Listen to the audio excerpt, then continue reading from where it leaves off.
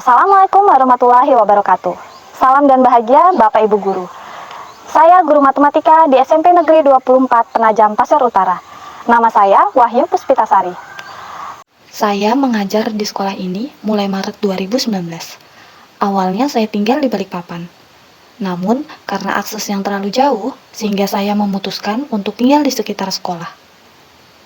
Saya mencurahkan tenaga, pikiran, waktu, dan selalu mendedikasikan diri saya secara konsisten dalam melaksanakan tugas saya sebagai guru, agar kemajuan pendidikan di Desa Bukit Subur semakin maju.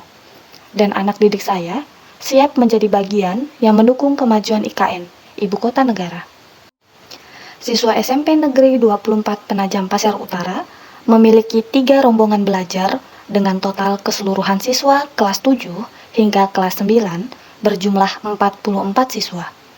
Siswa kami berasal dari Desa Bukit Subur dan Kelurahan Riko RT 4. Akses menuju sekolah masih tergolong jauh dan sulit untuk dilalui siswa-siswi kami karena kondisi jalan berupa tanah dan batu.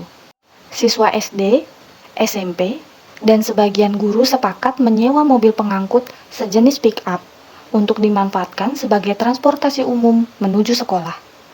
Penumpang tidak dapat memilih mobil yang bagus, karena hanya mobil pick-up lah yang mampu mengangkut semua siswa dan tentunya dengan biaya yang relatif murah.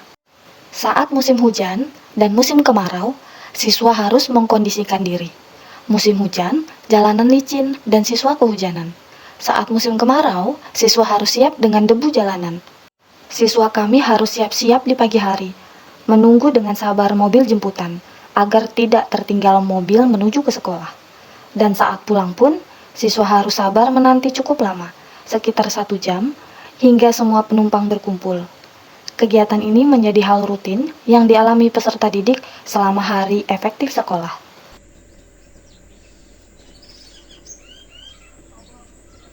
Sesampainya di sekolah, kami Bapak Ibu Guru menyambut siswa dengan senang. Kami membiasakan budaya 7S kepada siswa. Senyum, salam, salim, sapa, sopan, santun, dan semangat. Kegiatan ini bertujuan menanamkan pendidikan karakter sejak dini kepada siswa. Selanjutnya, setiap bel masuk pertama kali, siswa kelas 7 hingga 9 melaksanakan pembiasaan di pagi hari secara bergiliran, yaitu kegiatan sholat duha, mengaji bagi Iqra dan Al-Quran, serta kegiatan literasi, dan tentunya dengan pendampingan guru di sekolah. Setiap Jumat juga dilaksanakan pembiasaan dengan jadwal yang berganti tiap minggunya, yaitu kegiatan sholat duha berjamaah, senam kreasi, Jumat bersih dengan kegiatan bergotong royong membersihkan kelas dan sekolah, serta kegiatan mengaji secara bersama. Sekolah menyesuaikan kurikulum Merdeka sejak tahun 2022, dan tahun ini siswa kelas 7 hingga 9 seluruhnya telah mengimplementasikan kurikulum Merdeka. Sekolah berfokus pada siswa sehingga melaksanakan pendekatan pembelajaran, yaitu pembelajaran berdiferensiasi. Pembelajaran berdiferensiasi merupakan pembelajaran yang dikembangkan untuk merespon kebutuhan peserta didik dalam proses pembelajaran. Pembelajaran berdiferensiasi dapat dilakukan dengan menganalisis kebutuhan peserta didik dan memahami bentuk pembelajaran berdiferensiasi yang akan diterapkan. Kebutuhan peserta didik ada 3, meliputi kesiapan belajar, minat belajar, dan proses belajar. Sedangkan bentuk pembelajaran berdiferensiasi di kelas mencakup 3 jenis, yaitu diferensiasi konten, diferensiasi produk, dan diferensiasi proses. Sudah siap belajar? Oke. Kalau gitu silakan ketua kelasnya pimpin berdoa, beri salam. Kemudian kita menyanyikan lagu Pelajar Pancasila dan Berkibarlah Benderaku. Pada kegiatan pendahuluan, guru meminta ketua kelas memimpin peserta didik untuk berdoa, memberi salam, menyanyikan lagu Pelajar Pancasila, dan menyanyikan salah satu lagu wajib yaitu Berkibarlah Benderaku sebelum belajar. Kemudian guru mengecek kehadiran peserta didik dan meminta peserta didik untuk mempersiapkan perlengkapan dan peralatan yang diperlukan selama proses pembelajaran. Hari ini kita belajar mengenai menyederhanakan bentuk aljabar, khususnya materi penjumlahan dan pengurangan bentuk aljabar. Peserta didik menerima informasi tentang kompetensi, ruang lingkup materi, tujuan, manfaat, langkah, dan metode selama proses pembelajaran yang akan dilaksanakan. Peserta didik melakukan apersepsi dengan mengingat materi sebelumnya yang memiliki keterkaitan dengan materi yang akan dipelajari. Sebelumnya sudah Ibu buat kelompok? Sudah, Ibu buat kelompok berdasarkan kesiapan belajar, ya. Jadi silahkan buat kelompok sesuai yang kemarin. Guru membagi peserta didik menjadi 3 kelompok yang terdiri dari 4-5 orang berdasarkan kesiapan belajar peserta didik. Satu kelompok berisi tutor yang nantinya akan mengajari satu kelompok yang cukup paham dan satu kelompok yang kurang paham materi dasar penyederhanaan bentuk aljabar. Untuk menunjang proses pembelajaran, guru mengidentifikasi kesiapan belajar siswa melalui asesmen diagnostik untuk mengetahui kemampuan siswa dalam mempelajari materi, konsep, atau keterampilan baru. Kemudian, minat belajar siswa untuk menentukan tindakan yang tepat demi meningkatnya motivasi siswa. Selanjutnya, profil belajar siswa dengan memberikan kesempatan belajar sesuai gaya belajar visual, auditori, atau kinestetik.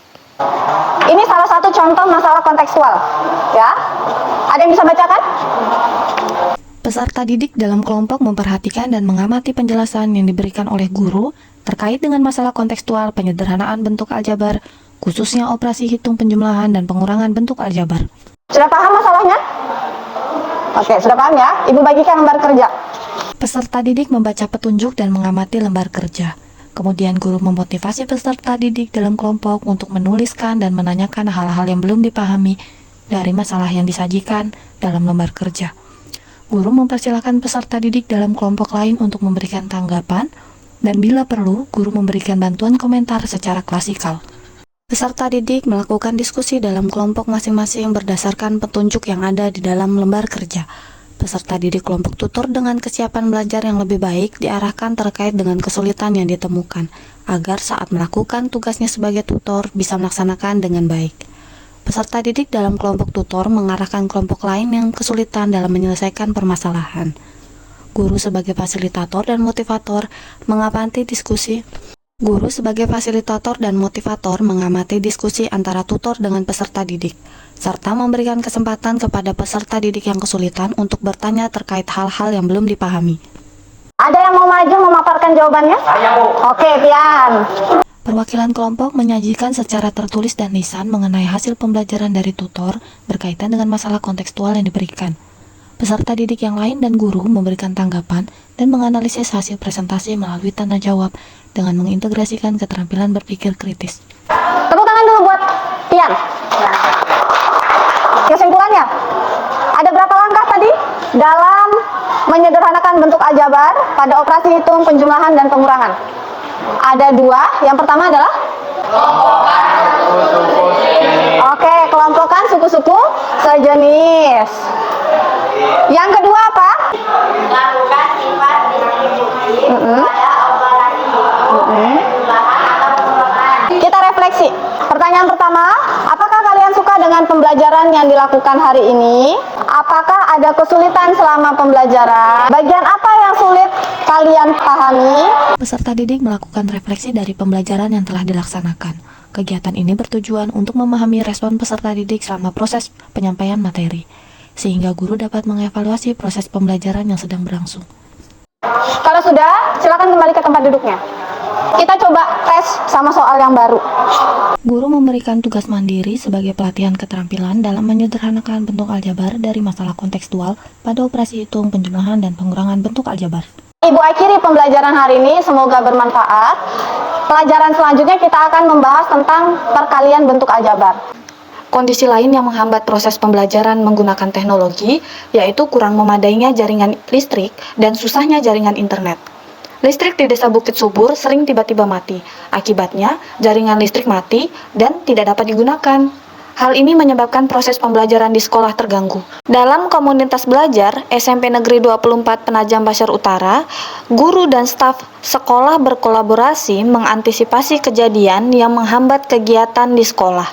Kami berdiskusi untuk perkembangan sekolah dan demi kemajuan pendidikan yang sesuai dengan harapan. Sekian dari saya.